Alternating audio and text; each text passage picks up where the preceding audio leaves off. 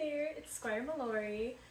We're here for my yoga class, so this is going to be like how to stretch and get in the mindset before going to the field. I will apologize in advance. I do have my dog right here. You might hear her, or you might have both of my cats in the frame. One is at my feet right now, so you'll probably definitely see him. And my little helpers. Anyway, we'll start off with some basic questions. So, where does yoga come from? Yoga is like a discipline or a practice that's found in Hinduism, Jainism, and Buddhism. So each religion has kind of like their own like set of specifics that they do with it. We're not going to get too much into that, but just be aware that those are where they come from. You're going to hear a lot of names. These names come from Sanskrit, which is the ancient language for India and for Hinduism religion. And then some of the ones that you're going to hear a lot are asana, which basically, it's like what pose are you in, so you'll hear a bunch of different ones, but each pose is basically an asana. So vinyasa is a flow of the different poses. You'll see a lot of times in yoga classes will advertise it as a vinyasa flow, which I think is silly because they're kind of saying flow, but that's okay because we also say chai tea and that's the same thing anyway. Another one is pranayama, which is like the art of controlling your breathing. You probably already do this on the field without even realizing it. And probably the most famous one is namaste, which is a greeting, and in yoga specifically, it's referring to like my soul sees yours, so like just basically I recognize you as a human. Anyway, we'll go ahead and get into the stretches. I do want to say beforehand that if you're going to follow along, if something hurts you, like if you're attempting one of these poses and it hurts, don't do it. Or modify it, or just whatever you need to do. The goal here is not to hurt yourself. It's not to one-up your body and try to stretch further than somebody else can. It's really just about listening to your body and doing what is in your capabilities. So, our first one is going to start out with mountain pose. So we're going to put our feet together like this, and then we're going to start with our hands, our palms out. And it's real easy. We're going to do an inhale. We're just going to go all the way up and let these palms touch together up here, kind of like a shark fin or like, you know, a mountaintop. Mm-hmm. Okay, and then we'll take here for a couple breaths. On an exhale, we're going to go down into our forward half pose, forward half fold. With this one, it's very important not to just curl down like this. You want to picture yourself as kind of like a Barbie doll. So like, as you might not know, Barbies hinge at the hips. So you're going to want to go down like that. Keep a nice straight back. You're going to want to relax your shoulders away from your ears. You can bend your knees a little bit. You can bend your knees a lot, however you need to. Relax your jaw. And here we are. On an exhale, we're going to go down all the way to our forward fold. You might not be able to put your palms on the ground. You might just do the tips. You might bend your knees more. There's no right or wrong way. So whatever doesn't hurt you is what you should do. The biggest thing is try not to lock your knees in this because you can hurt yourself. You can like hurt your little tendons right here. Or you can just get dizzy, and that's no good either. Alright, so we're in our forward fold. On an inhale, we'll go back up to our half fold. Pretty easy, right? And from here, gotta get my notes. From here, we are gonna go into cat and cow, which is a really great one for the back. So, we're gonna start, we're gonna go boop, boop, boop, walk on our hands, go on our knees here. Is that, you can see? Yep. Okay. So, the importance for here is we want our shoulders in line with our wrists, our hips in line with the knees. That was my dog, sorry. And we're just gonna look forward. Try not to hunch down like this. You want your shoulders relaxed away from your ears and unclench your jaw. I'm looking at you, I know you clenched your jaw again. So this pose in particular is called tabletop. Tabletop is it's a resting pose. And we're gonna go from here into cat. So cat is gonna look like you're basically gonna be pulling your heart back towards you, and you wanna tuck in your sit bone. So we're gonna go whoop, tuck in like that, and you get a nice big cat stretch. Tuck your chin under. And inhale, go back up to your tabletop. We're gonna go to cow. Cow is gonna be the opposite. Hey buddy. Cow is gonna be the opposite. We're gonna, instead of tucking our tailbone, we're gonna kind of pull it up towards our shoulder blades. And we're gonna take our gaze and just look up. So we're gonna go like this. Just like that, and then on an exhale, we're gonna exhale back into cat. Inhale into cow. Exhale into cat. The important thing here, as you can see, we're going slowly. If you go quickly, you're gonna look like you're twerking, kinda. I don't know. We're not doing that. You just want to do it really slow so you get that full spinal stretch. And that way you can like be more in tune with your body. The faster you go, the more likely you're gonna hurt yourself with this. So, going back into tabletop. I got a hair in my mouth. We're gonna go down into puppy posture, which I'm actually gonna have to turn for this because I didn't give myself enough room here. I think this way's fine. So puppy posture, we're gonna drop to our elbows, just like this. This is what I have the most difficult remembering. Again, so instead of our wrists being in line with our shoulders, our elbows are gonna be in line with our shoulders, and our knees are gonna be in line with our hips. And essentially, we are just going to walk our knees back. Can you pause it? Alright, so from tabletop, we're going to go into puppy posture. So we're going to go down on our elbows, keeping them in line with our shoulders, and keeping our knees in line with our hips. We're going to take our fingers, we're going to stretch them out, we're going to plant them down. This way, like, we can use our hands to support ourselves, and that'll be important in the next pose. Okay, so going on with puppy posture, we're gonna plant down, we're gonna slowly walk our knees back, and lower the head. Give your mat a little forehead kiss here. Mine doesn't reach all the way. That's okay, here's mine. That's pretty great.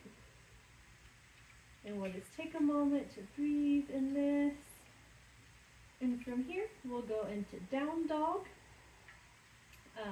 So for here, we're gonna tuck our toes in just like this. We're gonna, on an inhale, I'm sorry. We're gonna inhale into down dog. So we're gonna walk our knees forward until they're, again, in line with our hip here. We're gonna tuck our toes under. We're going to lift each elbow, and we're going to straighten those legs. So, I'm in socks. Probably don't do this with socks because I'd be sliding here. But, so this is down dog here. The trick with down dog is you don't want to stay mobile. You want to pedal your feet. You can wiggle around. You can go onto a plank. Basically, down dog, surprisingly, is a resting position for yoga, but the key is really just to stay moving with it, because the more stiff you are here, the more tired you're gonna get. Like, for example, I'm already pulling my shoulders up when I should have them nice and back. I clenched my jaw. just all kinds of crazy things here. And it is totally okay if your heels don't touch the floor. As you can see, mine don't. If yours do though, that's great, that's pretty normal. I have to get out of down dog because I'm in socks and I'm sliding here. I don't know if you can tell, but I slid quite a bit. From down dog, there are two good positions that I love. The first one I'm going to show you is child's pose. You don't have to do both of these. You can if you want to. So basically we're moving away from a good shoulder and back stretch into a nice hip opener. So the first one, again, like I said, is child's pose. So if we're up here in down dog, we're going to start by putting our knees back on the ground here. We're going to keep them apart. They're no longer going to be together. We're going to put our big toes just like that. So you're kind of making a triangle with your legs. You'll see why in just a second. So, from here, on an exhale, we're going to go, we're just going to lean back into it. If this is too much right here, you can spread your knees out more if you need to. That kind of loosens it up a bit. If you need to shut them in and just lay on this, that's fine. Some people may not be able to keep their feet together. That's totally okay. Just whatever suits you. Again, you do want to stretch, but you don't want to hurt yourself. So, from here, if you can, just walk your hands out and give the mat a little forehead kiss. And then you can just sit here for as many breaths as you want to. Just breathing in, breathing out. This pose is one of my favorites because I love it. I don't know why. Alright, the next one that I'm going to show you is pigeon pose. I also love pigeon pose a whole lot. So, if we were starting from down dog again, so we'll just make sure I have room for pigeon. We're going to go whoop, into down dog, and from here we're going to lunge forward. And then instead of like resting on this leg, we're actually going to sweep the toe under and sit down. So, some people, your leg might be more like parallel with what you're working with. It might be more towards your opposite hip. Again, whatever's comfortable for you. But the main thing here is you want to like keep your body squared up. So when you lean forward, you're squared up on yourself and you're not falling to the side. This isn't doing anything for you. So you want to be nice and up on yourself. The back foot, I usually keep mine straight. If you want a deeper stretch for that leg, you can tuck it. Just be careful with that. And so here, guess I'm going to give my stuffed bear a little hug. And you just stretch out, similar to child's pose. If you find that you get stuck in this position, which happens sometimes, the best way to get out of it is to roll. So just roll to whichever leg that was forward, or if you're not comfortable doing that, plant your hands down, tuck your toes, and lift yourself up out of it. The big thing with this is you want to do both sides. It's always important to even out the body. Your leg might not be able to go as far as your other leg. So for example, my left leg, I can keep it more parallel than I can my right leg. That's totally fine. Bodies are weird. It's okay.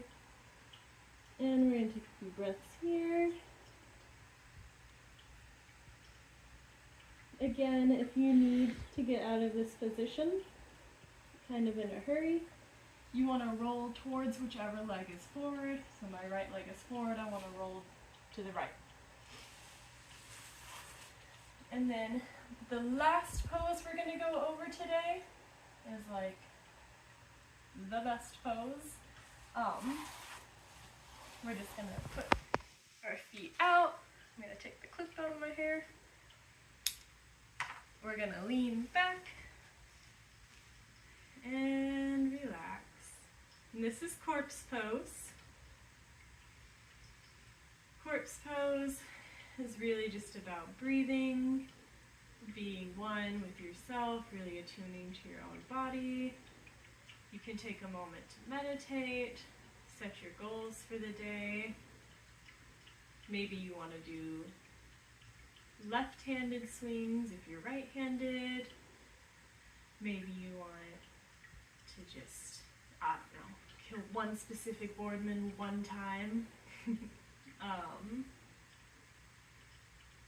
Or like maybe your goal is just to have fun that day.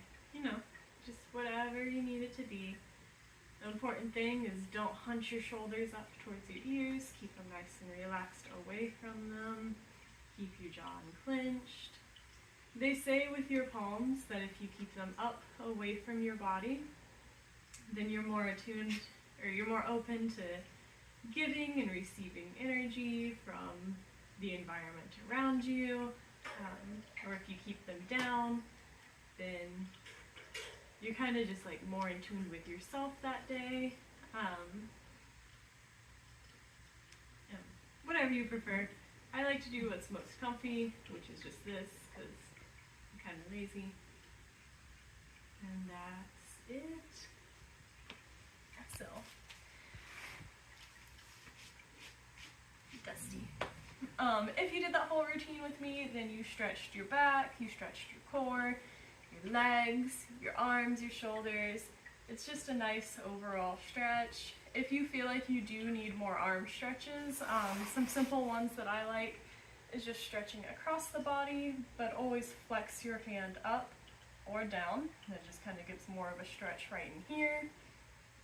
And then again, just be sure that you want to even everything out. Do both arms. Even if you're just going to hold a board like this all day and swing with one arm only, stretch both arms. Stretch both legs. Yeah. So, a lot of people, I don't know what I was saying right then. Can you pause that? Okay, and then again, other than just the benefits yoga has for stretching, once you really get into those like controlled breathings, that translates very well for the field, because maybe you'll get out of breath less often, maybe you'll remember to breathe. I know there are plenty of times when I'm on the field that I don't realize that I'm holding my breath until I walk off, and then I'm like, and I'm dying. It can be as much of a routine or as little as you want. You don't have to do a whole vinyasa the entire time. You might just do one or two poses. For example, Talon actually does the hero pose sometimes. I don't know if he quite realizes it, but like during a tournament, if he needs to take a moment just to be in himself and have like a good mindset, he often does the hero pose, which is just kneeling, knees together, feet spread slightly, and you sit back. So, just kind of, it can be as much or as little as you want. Again, just kind of whatever works for you. And that's all I have. So I hope you enjoyed doing some stretches with me. And if you have any questions, feel free to reach out.